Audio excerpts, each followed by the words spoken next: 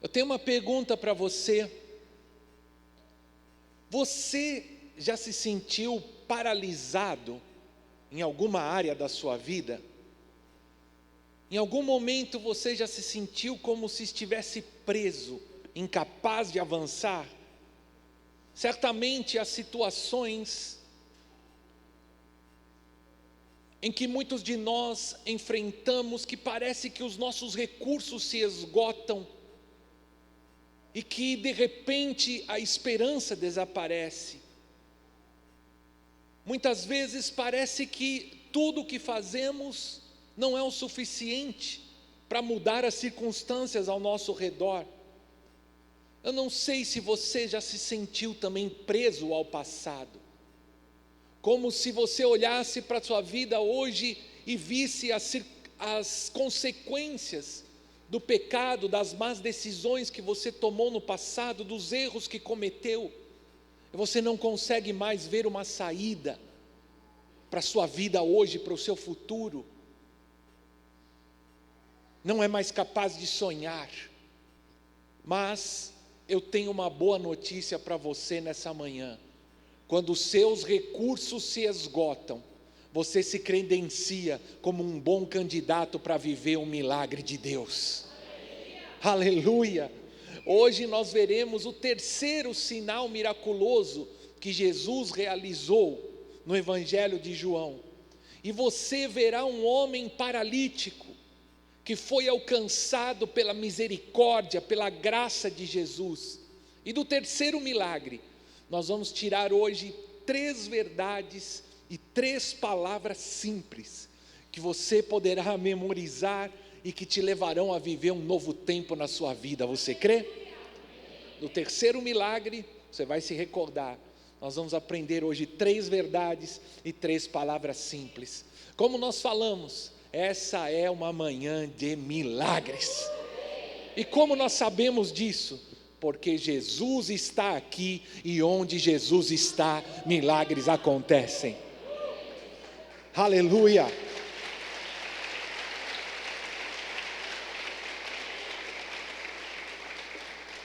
Eu quero te convidar a ler comigo João capítulo 5. Nós vamos ler dos versos 1 ao 15. Você pode acompanhar na sua Bíblia, no aplicativo ou nos telões. Algum tempo depois, leia com atenção, Jesus subiu a Jerusalém para uma festa dos judeus.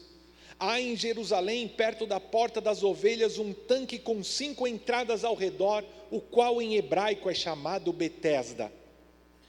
Ali costumava ficar um grande número de pessoas doentes e inválidas, cegos, mancos e paralíticos.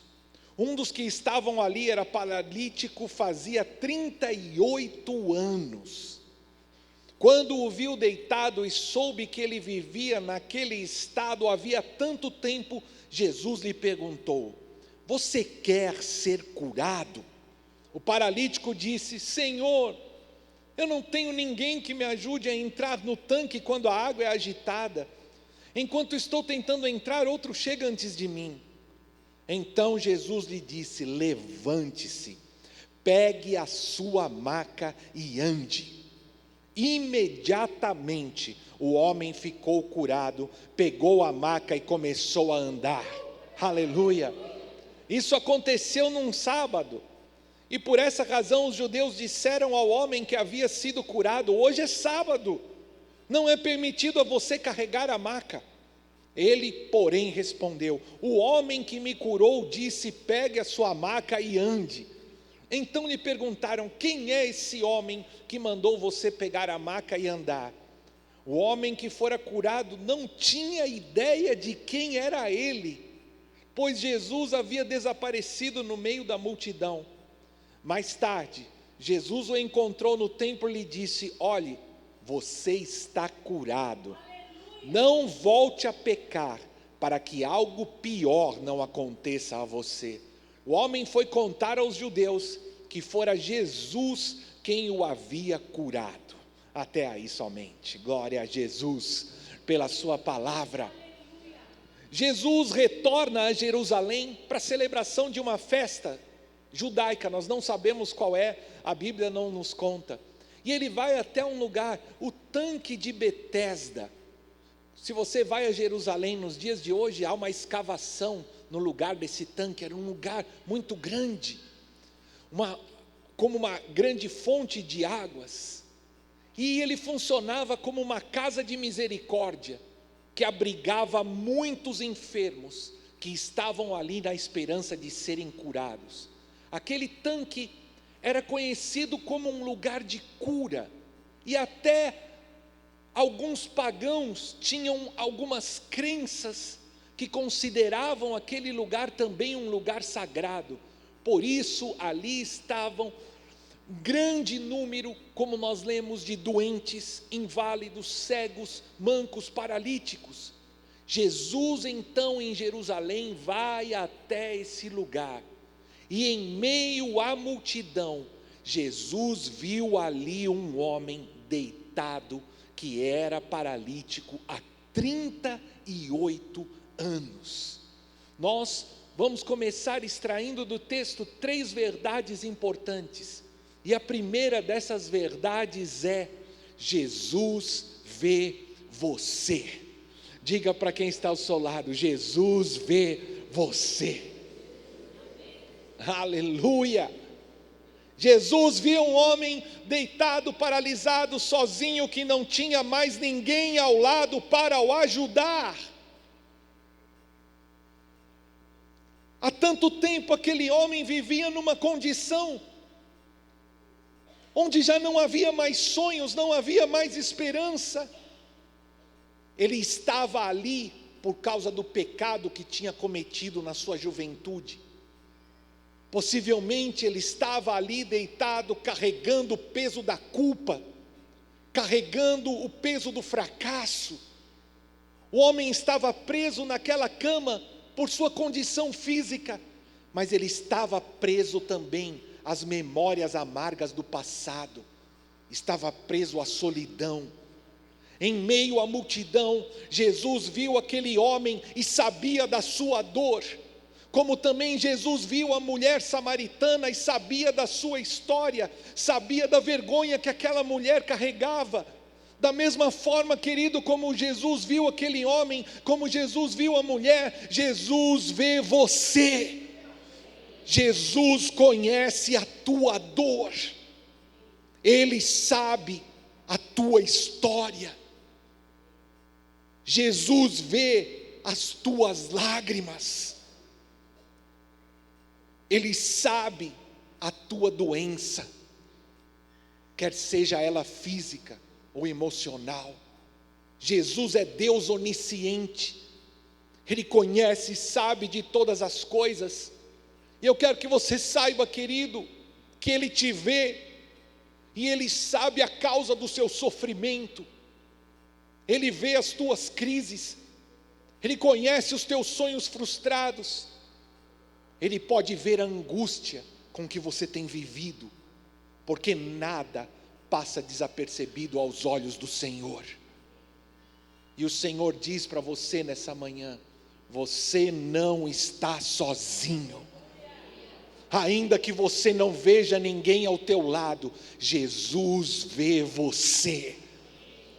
Ele não está indiferente à tua dor, pois a segunda verdade é: Jesus se importa com você.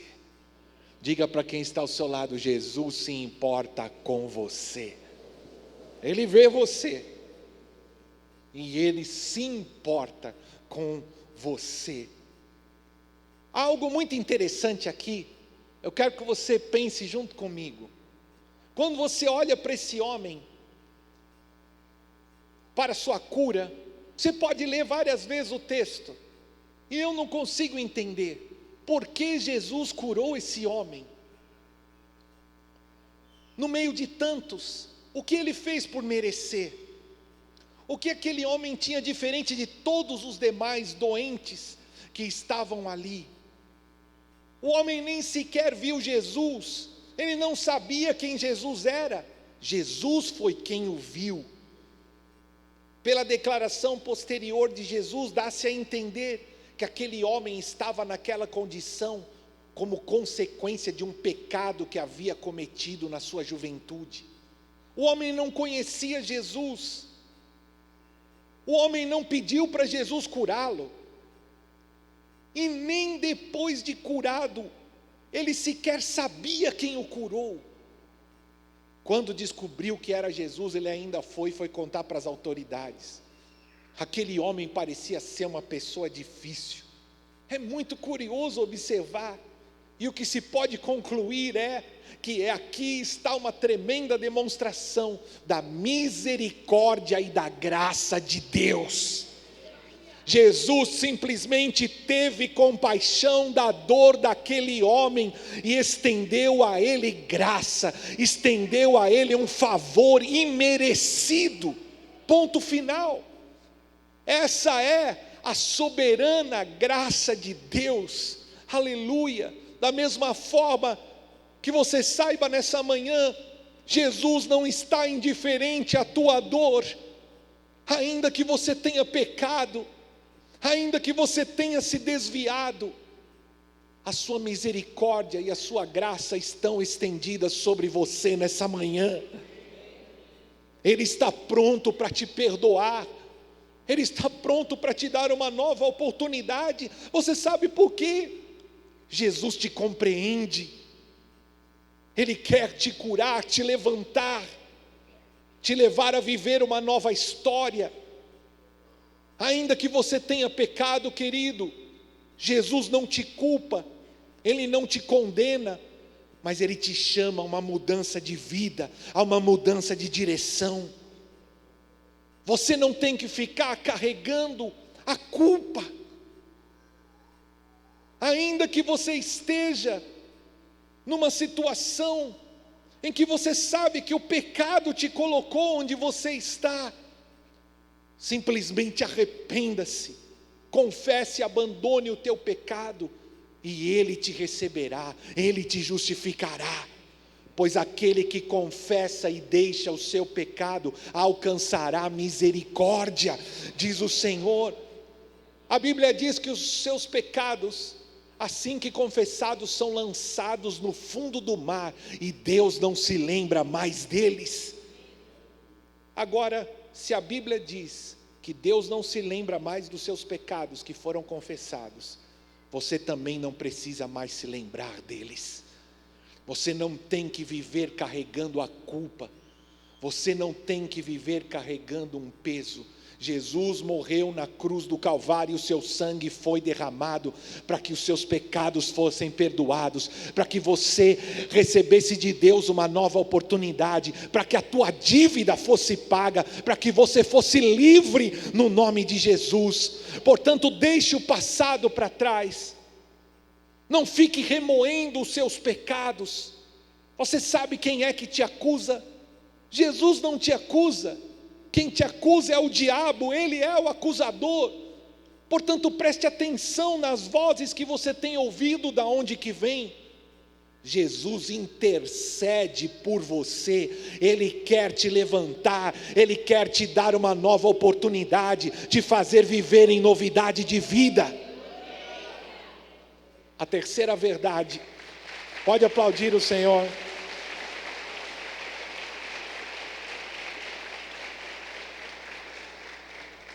Jesus vê você. Três verdades simples. Jesus se importa com você. E em terceiro lugar, Jesus tudo pode fazer. As pessoas criam que aquelas águas tinham poder para curar, mas não pareceu funcionar para aquele homem que estava ali há tanto tempo esperando a cura. Ainda um outro problema, era sábado. E para os judeus havia uma longa tradição do que eles podiam fazer ou não podiam fazer num dia do sábado. E então vem Jesus, e com uma palavra da sua boca, Ele cura aquele homem de forma extraordinária. Jesus vai mostrar a supremacia do seu poder sobre as crenças populares, sobre as tradições religiosas inúteis. Jesus, Ele é Deus de Deus, Ele é todo poderoso, Ele tudo pode fazer. Acaso há algo difícil demais para Deus? Acaso há algo impossível para Deus? Agora, se a sua fé está em si mesmo, maldito o homem que confia no homem, você vai se frustrar.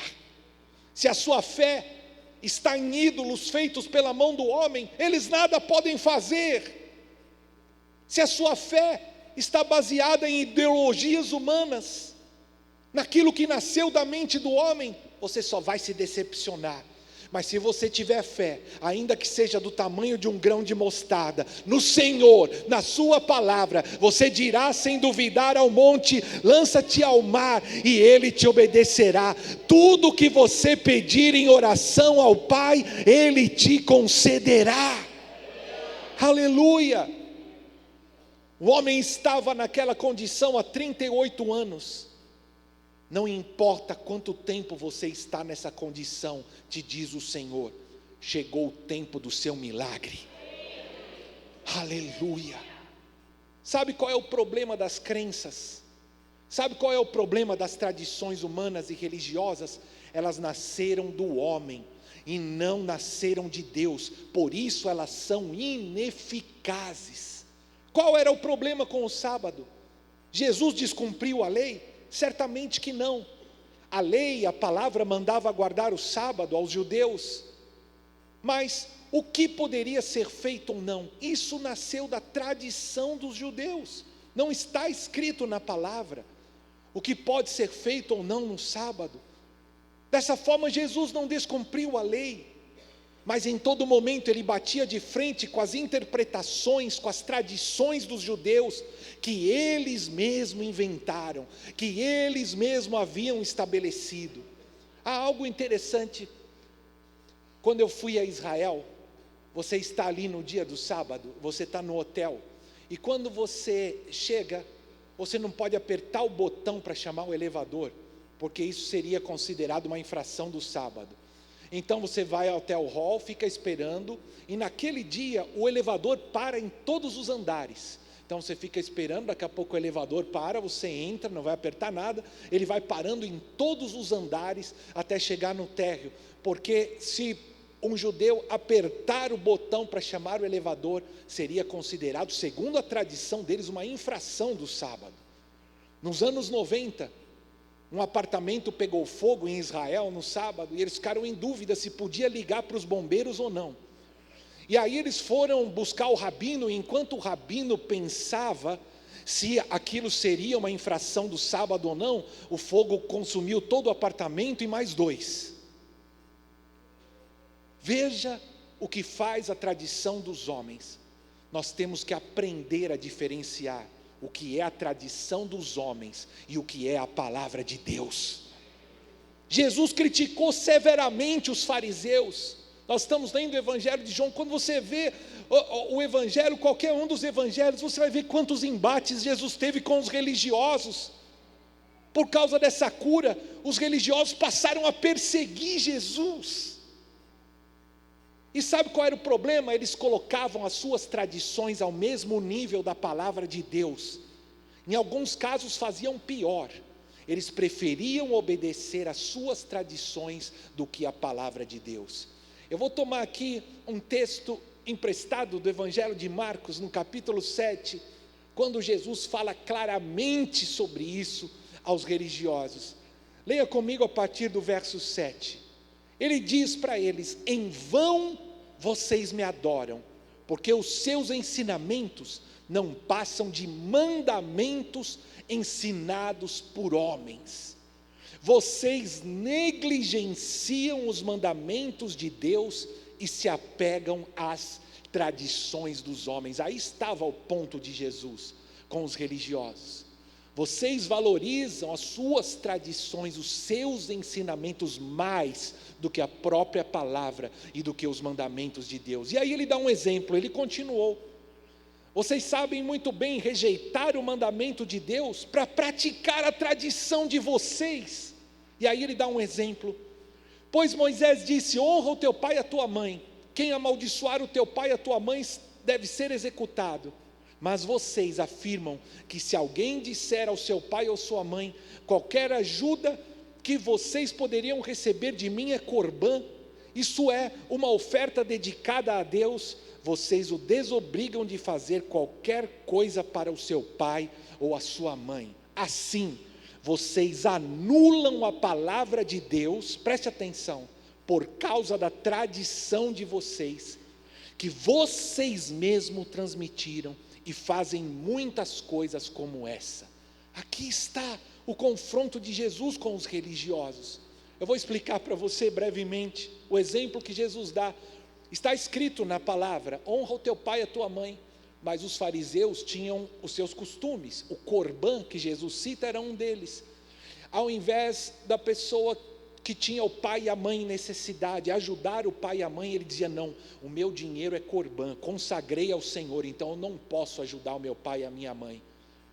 Esse era um dos costumes em que os judeus usavam das suas tradições para desobedecer a palavra, para desobedecer o mandamento. Eles, queridos, assim anulavam a própria palavra do Senhor.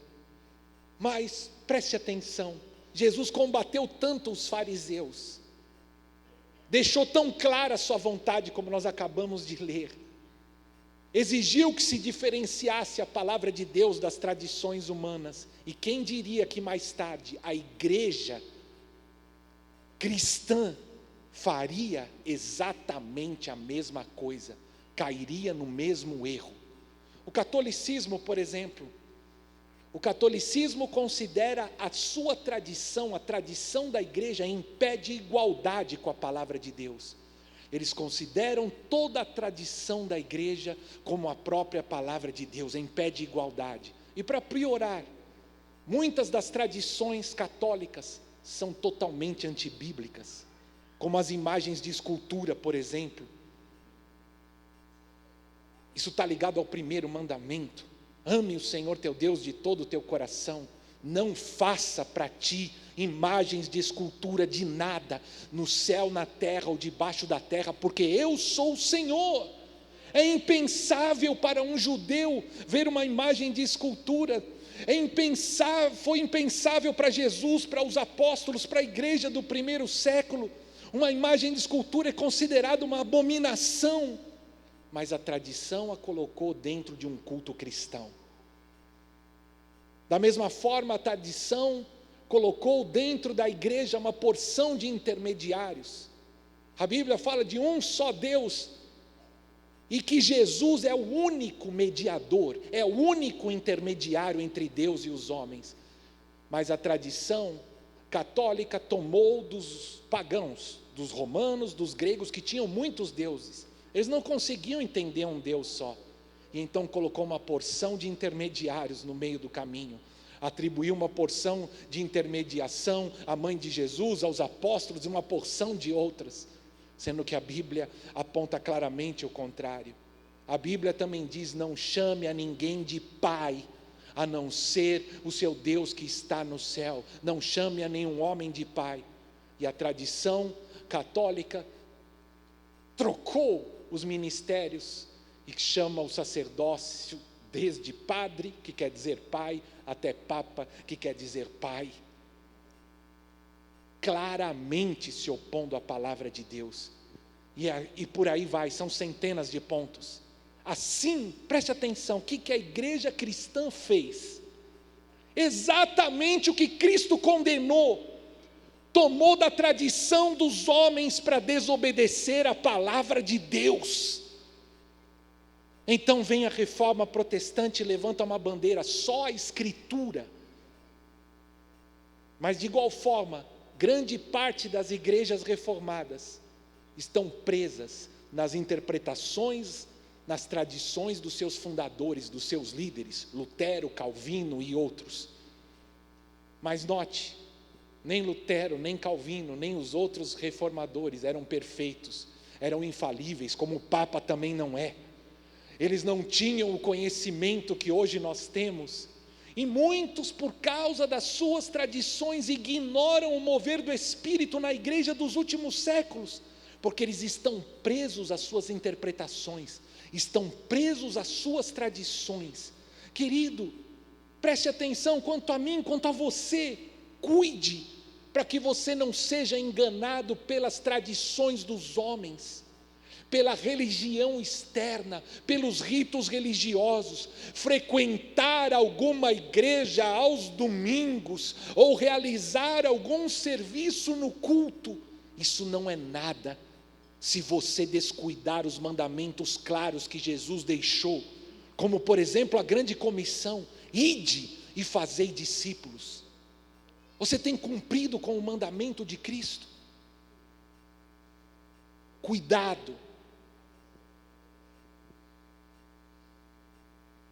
para não ser um religioso nominal, para não apegar-se a ritos externos e descuidar dos mandamentos de Deus, para você não cair no mesmo erro, usar as tradições como uma desculpa para desobedecer os mandamentos claros de Cristo. Não pense que a tradição ou que a religião irá te ajudar. Jesus disse: aquele que tem os meus mandamentos e os guarda, é aquele que me ama. Agora, o que nós podemos aprender desse exemplo é o quanto que a tradição cega o entendimento. Diga junto comigo: a tradição cega o entendimento. Por isso muitos estão presos por causa da tradição, estão presos ao engano. Embora a verdade seja óbvia e clara, eles não conseguem enxergar. Veja só, um paralítico que estava deitado numa cama há 38 anos, foi curado instantaneamente. E o que os judeus estavam preocupados é porque ele estava carregando a maca debaixo do braço. Ao invés deles dobrarem os joelhos, dar glória a Deus, porque eles presenciaram algo extraordinário, um homem paralítico há 38 anos voltou a andar. Mas não, eles estavam preocupados porque o homem estava carregando uma esteira debaixo do braço no dia do sábado, cegados pela sua tradição. Ouça, as superstições, as crenças populares, a tradição religiosa, tudo isso é ineficaz, mas a palavra de Jesus tem poder. Aleluia! Dê um aplauso a Jesus de todo o seu coração.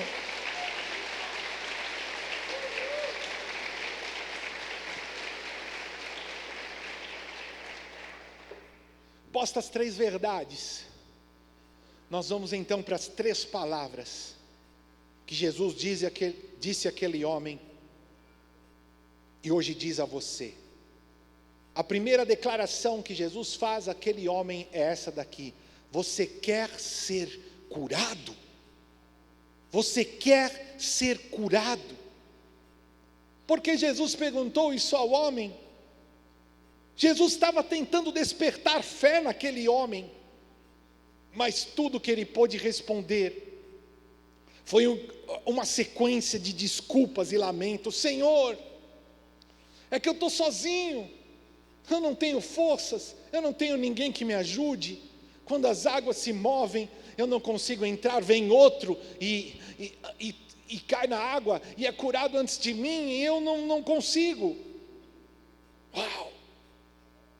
Aquele homem coloca para fora o que estava no seu coração, e está claro, querido, que além da doença física, aquele homem trazia dentro de si uma série de doenças emocionais. A possível culpa pelo pecado da juventude que o incapacitou, a amargura pela situação de vida, a desesperança, o medo, a solidão. Naquele ponto da vida, ele não tinha mais ninguém para o ajudar. Aquele homem não tinha mais ninguém que se importasse com ele. Ele trazia dentro de si, estava preso pela frustração, pela incapacidade de mudar a situação ao seu redor. Muito tempo havia passado, 38 anos de dor e sofrimento. Eu não sei há quanto tempo você tem sofrido, há quanto tempo você se sente preso onde está, há quanto tempo você está aguardando que as promessas de Deus se cumpram na sua vida. Mas Jesus perguntou para aquele homem: você quer ser curado? Parece óbvio, mas na verdade ele tinha que escolher. porque ao ser curado, ele perderia aquela condição, ele perderia suas desculpas.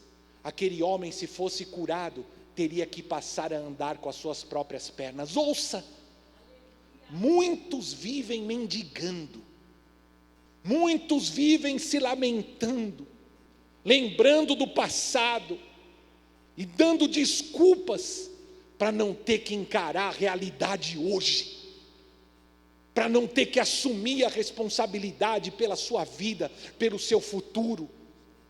Muitos se alimentam do problema, vivem em função do problema que tem, tudo que fazem é se lamentar, é olhar para o passado, lamentar as decisões que tomaram, e usam como uma muleta, como uma desculpa, para fugir da responsabilidade do dia de hoje. Por isso Jesus perguntou para aquele homem: você quer ser curado? Você sabia que grande parte das doenças, hoje a medicina comprova que elas têm causas emocionais? Muitas doenças físicas, doenças autoimunes, dores no corpo, dores de cabeça, enxaqueca, problemas cardíacos e até o câncer, podem ser causados por problemas emocionais. Sabe, querido, Jesus perguntou aquele homem mostrou a raiz dos seus problemas. Você precisa ser capaz de olhar para dentro do teu coração e enxergar a raiz dos teus problemas. Você precisa ser capaz de olhar para dentro do teu coração e ser capaz de reconhecer qual é a tua doença, qual é o teu problema, aquilo que está aí dentro que tem te feito adoecer, aquilo que você tem guardado no teu coração, que tem roubado a alegria dos teus dias. Em primeiro lugar, se você quer ser curado, é importante que você reconheça a ferida que está dentro do teu coração. É preciso que você reconheça o problema, a mágoa, a raiz dos problemas que você tem vivido, provavelmente emocional ou espiritual. É preciso que você reconheça o pecado, reconheça a falta de perdão, que você seja capaz de olhar para dentro do teu coração e admitir qual é a tua doença, qual é o teu problema, qual é a tua ferida. Em segundo lugar, há mais um passo para ser curado, que é ser capaz de perdoar e esquecer. Você pode receber essa palavra nessa manhã? Diga junto comigo: é preciso reconhecer a ferida. É preciso aprender a perdoar e esquecer. Saiba, o perdão liberta, o perdão cura, enquanto a mágoa adoece. Aquele que guarda a mágoa adoece. A falta de perdão deixa alguém doente. A falta de perdão rouba a paz, rouba a alegria. A falta de perdão afasta de Deus. A pessoa que não perdoa, ela é entregue aos verdugos, ela vive atormentada pelo seu passado, pelos pensamentos, por aquilo que já foi. Por isso o Senhor Jesus te diz nessa manhã: perdoe e seja livre. Quando eu perdoo, não é pelo outro, é por mim mesmo. A falta de perdão é como tomar um remédio amargo esperando que o outro morra. Quem morre é você, quem adoece é você. Portanto, perdoe e seja livre. Esquecer não é negar o que aconteceu, mas é não ser mais controlado pelas memórias dolorosas. O esquecer é no sentido de não cobrar mais a dívida. Eu sempre vou lembrar o que me foi feito, mas eu tomo a decisão de não cobrar mais aquela dívida. Eu coloco aquela dívida diante do Senhor. E então eu vou me lembrar do que aconteceu, sim. Você tem alguma cicatriz no seu corpo? A cicatriz no momento gerou dor, mas depois que ela é cicatrizada, você olha para ela, você sabe o que aconteceu. Mas quando você toca, quando você vê, ainda que você lembre, ela não te gera mais dor. Lembrar sem sentir dor. E eu quero que você ouça a palavra de Deus nessa manhã. Você pode fazer isso. Porque perdoar é uma decisão da vontade, não é um sentimento. Tem gente que fala, mas eu não senti que devo perdoar. Olha, o coração do homem é enganoso, é mais enganoso do que todas as coisas. Não seja guiado pelo sentimento, seja guiado pela vontade de Deus. Perdoar é uma decisão da vontade. E perdoar é um passo fundamental para a cura. Em terceiro lugar, simples. Hoje foi tudo em 3. Entregar a sua causa a Jesus. Entregue a sua causa a Jesus. Aleluia. Como aquele homem fez. Senhor, está aqui. Essa é a manhã. Essa é a manhã do milagre. Você crê? Essa é a manhã de ir embora diferente de como você entrou por essas portas. Essa é a manhã de abandonar o peso que você tem carregado. Essa é a manhã de ser liberto, de ser livre, de ser curado. E você pode fazer, daqui a pouquinho nós vamos orar. E despertar do sono espiritual que você tem vivido e dizer, Senhor, está aqui. O Senhor conhece o meu coração, o Senhor sabe o que aconteceu, por obediência a Ti, porque Tu perdoas os meus pecados, eu hoje decido perdoar, eu decido hoje não mais cobrar essa dívida, e eu entrego tudo nas Tuas mãos. Eu te peço, Jesus, que Tu me cures, que Tu me faças livres hoje no Teu nome. Aleluia. A segunda palavra de Jesus para aquele homem foi: levante-se, pegue a sua maca e ande. Aleluia. Jesus dá um comando para aquele homem que exigiu sim fé. O homem teve que fazer algo que ele não podia fazer antes, e instantaneamente o milagre aconteceu. A primeira palavra que Jesus diz nessa sentença é: levante-se. O homem estava deitado, estava impossibilitado, e a declaração de Jesus, levante-se, é a mesma palavra usada para a ressurreição dos mortos. Levante-se, recobre a vida, seja curado em nome de Jesus. É tempo de ficar de pé, é tempo de viver um milagre.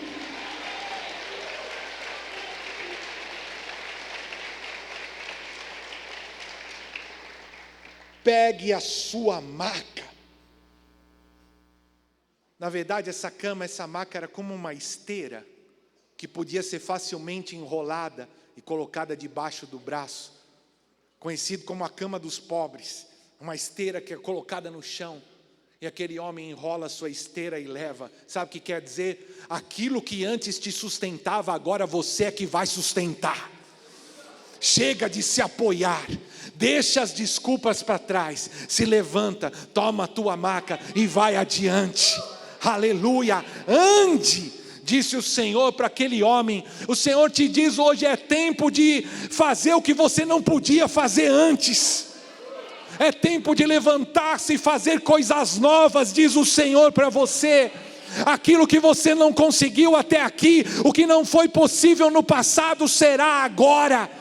Deus está fazendo algo novo, você não percebeu ainda? Ele é o Deus que abre caminhos no deserto, Ele é o Deus que faz rios brotar na terra seca. Não fique mais parado, mas levante-se e marche em direção às promessas de Deus. Uma coisa faço, deixando as coisas que ficaram para trás, eu sigo para o alvo, para as coisas que estão adiante de mim. São duas ações no movimento: deixa o passado para trás e segue adiante. São duas coisas interdependentes. Eu não tenho como deixar o passado sem ir adiante, e eu não tenho como ir adiante sem deixar o passado. Por isso Jesus chama aquele homem à ação: levante-se, toma sua maca e vai, ande, vai adiante. Chega de paralisia, diz o Senhor. chega de inatividade. Você será permanentemente curado e viverá em novidade de vida, diz o Senhor. Ouça, quando Jesus te dá uma ordem, Ele também te dá o poder para cumpri-la. A palavra de Jesus não é como a palavra dos homens, a palavra de Jesus é carregada de poder. Aleluia. Ouça a sua voz, a sua palavra. Dê passos de fé e você verá os milagres acontecerem no teu caminho. Jesus mais tarde encontra o homem no templo e faz a terceira declaração a ele: você está curado, não volte a pecar, para que algo pior não aconteça a você. Uau! Pela declaração de Jesus, nós podemos entender que o homem estava nessa condição por causa de um pecado do passado. E Jesus diz a ele: portanto, não volte a pecar, para que algo pior ainda não te aconteça. Você foi curado permanentemente, mas não volte a pecar. Querido, ouça bem, nós já estamos quase terminando. O pecado produz morte. O pecado te separa de Deus. O diabo é o pai da mentira, e o pecado é uma ilusão, o pecado é uma fraude. Da alegria momentânea que ele promete, te leva ao vazio, te leva à depressão. O pecado ilude, prometendo prazer, mas o que ele entrega é desgosto. O pecado promete a liberdade. Eu vou fazer, eu sou livre para fazer o que eu quiser. Mas ele entrega a escravidão, entrega a prisão. O pecado promete uma vida intensa, mas o que ele entrega de verdade é a morte. É o imediato que sacrifica aquilo que é eterno. Um minuto de prazer que pode te levar à condenação eterna. Agora eu te pergunto, o que há pior do que viver na condição que aquele homem vivia, 38 anos deitado numa cama, sozinho? O que há pior? Dentro do capítulo 5 ainda, nos versos 28 e 29, Jesus fala do dia da ressurreição, onde todos estarão diante do tribunal de Cristo. Alguns receberão o galardão para a vida eterna, e outros serão condenados. Receberão condenação eterna, separação eterna de Deus. Preste atenção, nenhuma maldição desse mundo, nenhum mal deste mundo se compara à eternidade separada de Deus no inferno, que é o destino do diabo e dos seus anjos. Ali haverá choro e ranger de dentes. E todos ainda terão a consciência da oportunidade que tiveram e que rejeitaram. E por isso viverão num castigo eterno, onde não haverá mais saída, onde não haverá mais esperança. Não caia na armadilha do pecado, querido. Não se deixe levar pelas mentiras do tentador. Mas eu te convido nessa manhã a buscar a alegria verdadeira. E a alegria verdadeira está na presença de Deus. A satisfação verdadeira está em fazer a vontade de Deus. A verdadeira vida não é a subsistência, não é o hoje, mas é a vida eterna, é a vida de Deus dentro de você. Desperta para a verdade de Deus, desperta para a palavra de Deus, desperta para o propósito que Deus tem para a tua vida, querido. Concluindo, são 3 verdades de Deus para o teu coração hoje. Jesus vê você, Jesus se importa com você, e Jesus tudo pode fazer. 3 palavras de Jesus hoje, que são liberadas com poder para mudar a tua vida. E a primeira delas é uma pergunta que você vai ter que responder agora. Você quer ser curado? Se sim, reconheça a tua doença.